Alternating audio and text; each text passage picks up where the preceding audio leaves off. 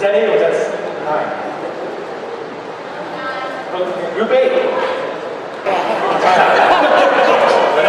See, Manzanar out there, it's more representative of, it's just physical. You go out there, you see, like, wow, these people had to live through this. But I think more, the idea of Manzanar transcends far greater than that. I think, the phrase ignorance is bliss is really, really relevant to today's times. And I think, as responsible people and coming to pilgrimages like this and having discussions like this, it's our responsibility to really pass on the word and create better understanding so that history will not repeat itself. Thank you.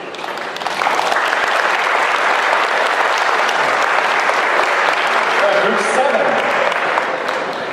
Hi everyone, I represent Group 7, and we had our discussion was just awesome. Like, we had a whole slew of different people, and our discussion seemed to focus on the political, ethical, economical controversies that surround incarceration of the Japanese. And that came down to, the concept of racism and the hazy line between, like, what is a Japanese American and where do you draw the line between heritages, and the abuse of government power and the global implications of what these controversies have around the world, like in countries like Turkey or Palestine today. And we also touched upon the concept of, if not incarceration of Japanese people, what should the government have done? And then we got a whole slew of opinions, and it was a great conversation.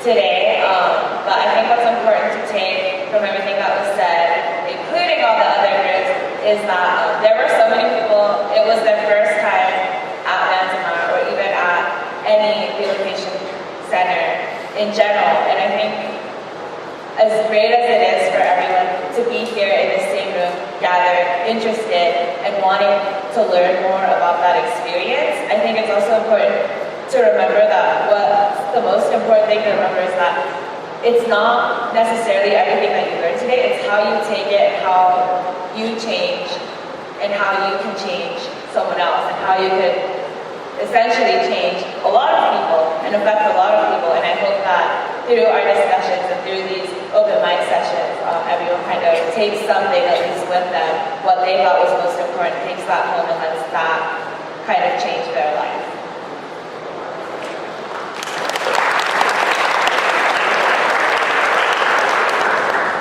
Hi, I'm Josh. So, one of the more interesting topics we touched on is the fact that we're actually having a discussion about these things. I mean, Manzanar At Dusk began like 5 years ago? 10? Okay. Okay, it began like 30 years ago, right? So, before 30 years ago, we weren't having any of these discussions like this. But now, look at us, like, we have all these people from different backgrounds that are actually getting together. Like, we were having a discussion about having a discussion. That was like discussionception, So, basically, you know what they say, we're all in this together, but by our powers combined, we can defeat common ignorance through mutual enlightenment. Group 5. Hi guys, I'm from Group 5. We had a lot of great discussions in our group, and one of the stories that I was told about our interns that really stood out, actually by one of my teachers from Orange.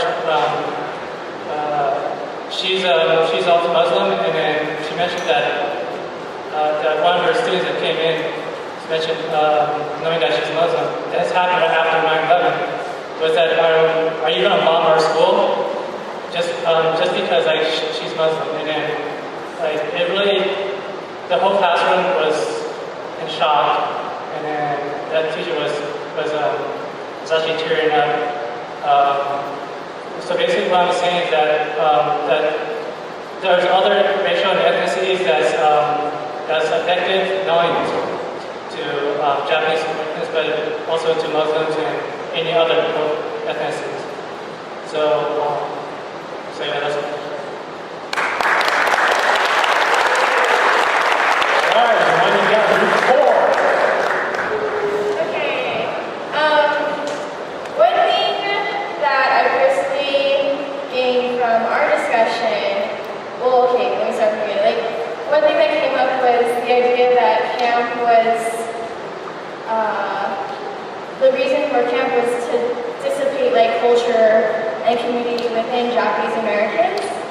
And, you know, this is kind of always like a thought process in my head, but it was the first time I put it into words that like it kind of did the opposite of what I think was intended, because I know from my personal experience that like camp kind of brought a lot of Japanese Americans closer together, and like because they shared this experience and you know, they endured the same thing. There's a connection between this, I guess, experience.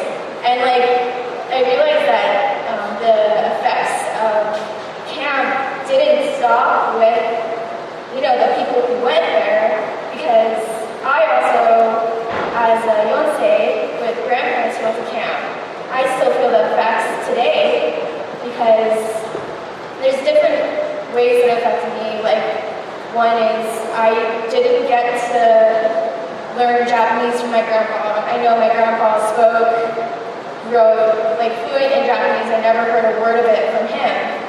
But in another sense, I also gained a lot of family.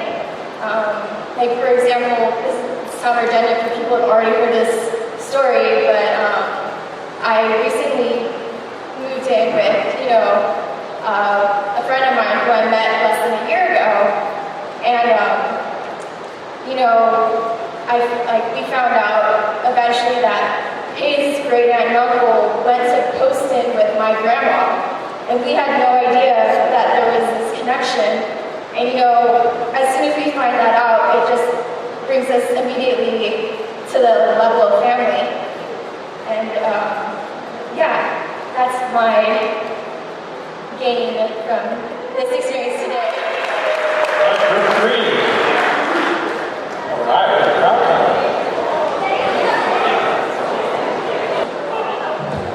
Okay. So we had a really good group discussion. It was multifaceted. There were tons of different kinds of individuals there. One of the main points I think that we really got into was the issue, or not the issue, but actually the topic of community and how different communities support individuals through different kinds of events. And we identified that theme with not only Manzanar and the internment camp, but the old Japanese and Japanese American communities, and communities that we are part of today, and also in the internment camps themselves, and how after the internees were released, they sought out other members of their community. And it just shows how the support system was really important, not only before the war, but also after the war. And we recognize that as something that carried on to even more recent events, such as 9/11 and the Muslim community, not only supporting themselves through the tragedy, but also how the Japanese Americans, who had in turn been supported by Muslims, came together.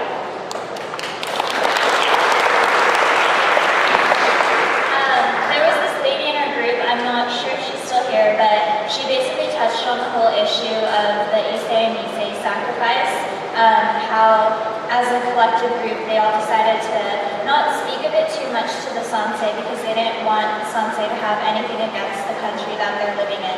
And it was very inspirational. She definitely instilled a lot of admiration and a lot of pride for the Isseis and Niseis who are disappearing because of old age. And, but it was just really nice to look back and just feel really grateful for our Japanese American background and how our communities were formed. And she brought a lot of us to tears. So touching on the fact that so our group was very emotional, and I think it was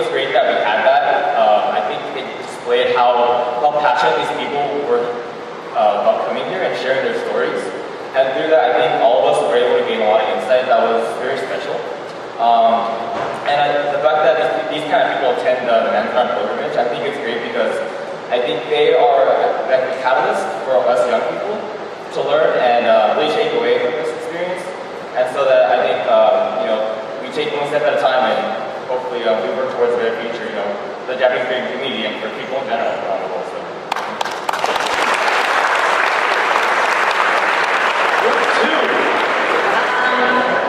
Well, I guess we touched on a lot of things that everyone's mostly been saying. For me, my favorite part of Manzanar is because I don't have family I'm from Japan and my whole family's from Japan. I don't have anyone that was in camp. So for me, it's really, really great hearing the stories from the people themselves. We were really fortunate to have 2 former internees in my group.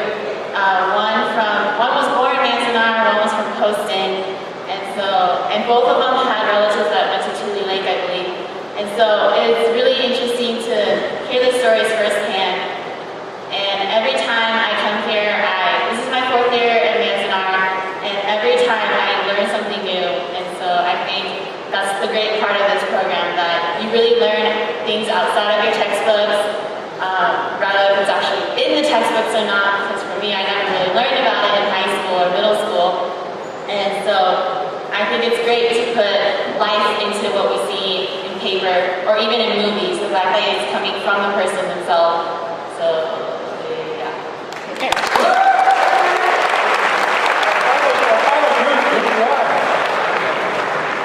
Okay, well, I guess since he accidentally went to the wrong group, I will say something. I think our discussion was very different from what I had last time, and I think that makes Manzanar At Dusk really special because you can come back again and it'll be completely different. So I'd like to acknowledge the fact that there were 2 well-spoken individuals in our group who talked a lot, and I really learned a lot from them. So, yes. Okay, folks, we have a few minutes left. Does anyone have anything else they'd like to share with the group? One of the questions that was asked in our group was if something like Manzanar could happen again. I just wanted to remind people that there's a lot of people are being incarcerated today for not having papers and being immigrants. But one of the people in our group said the difference between that today is that the Japanese were citizens and they had papers and they had jobs and they played baseball. But,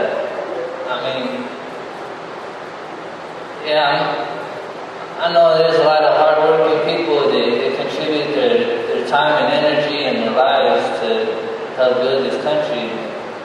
A lot of them are being incarcerated in immigration camps, and I'm not exactly sure the numbers, but I think there's probably thousands.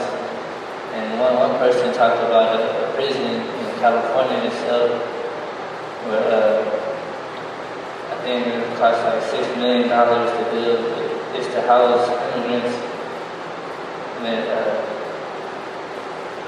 I also wanted to say that there's a lot of profiling, racial profiling in this too, because there's a lot of immigrants from all colors and backgrounds, and a lot of them that are being incarcerated are mainly, I would say, Latinos. And I just wanted to leave it like that.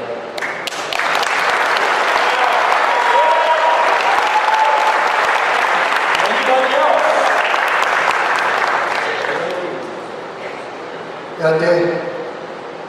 My name is Danny. I'm Navajo and Apache people. I greet you in the Navajo greeting. It means heaven to earth. I just wanted to, as I've been privileged and also very humbled to participate with Uncle Mo, Misako, and Moriso, who have done the pilgrimage from Little Tokyo to to Manzanar for the last 21 years. 250-mile sacred spiritual run. Prayers laid down for all the ancestors here, as well as you as the descendants. This was my second year running through the desert, carrying the sacred flame, at least 600 years old, for peace. But this should never happen again. I am not immigrant. I am original nation.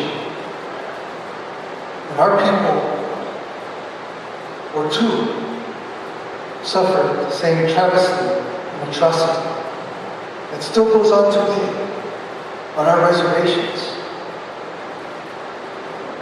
My words to you as I share heart, you call it talking, is that think about the fact that every internment camp, or as I heard today in the ceremony, every concentration camp, was placed on Native American reservations. Manzanar sits on the tip of the Paiute Shoshone Nation. I came as a humble representative of Native American people to share in the pain and the suffering that still goes on. And I want you to understand, at least from my heart, that I consider you all relatives. There is a spiritual relevance in our relationship as to all your grand ancestors who sat upon our land and shared our pain too. But understand that as we continue to hold our circles and share the pain, that we must join hands. We are spiritually related more than you know. My small learning of the Japanese nation is you are very spiritual people. I understand the word samurai. It means to serve. We as Native American people were put upon this land by the Creator, Takasha, Wakatonka, the Creator, to serve and take care of this land. It was absolutely nothing that we owned until the Western European people came and decided that it was theirs to take. This world is not ours. It was divinely created so that we can serve and help one another. It is now time for all nations to come together. In the warrior spirit of peaceful people, non-violence, we must continue to help one another. You as the great-grandchildren of these descendants are here for that purpose. And we as some of the elders who are still here are here to help build a new world, new community, new families.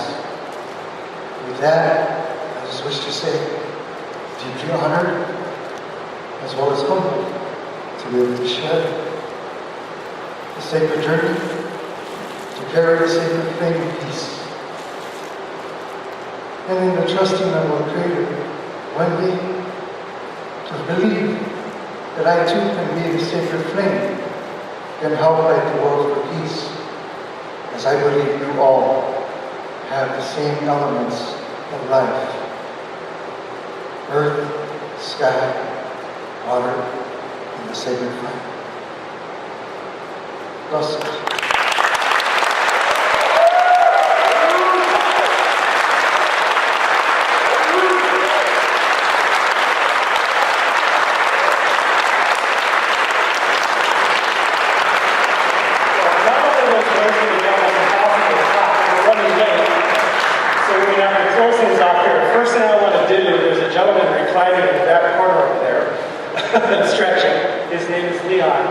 He is one of the janitors here in Alpine Ice. He's worked with us every year but one that we've been here. And he's the one who's put all these chairs out, set up this building for us, and basically welcomed us with open arms. So I want to make sure we all give him a hand and give him the recognition he deserves.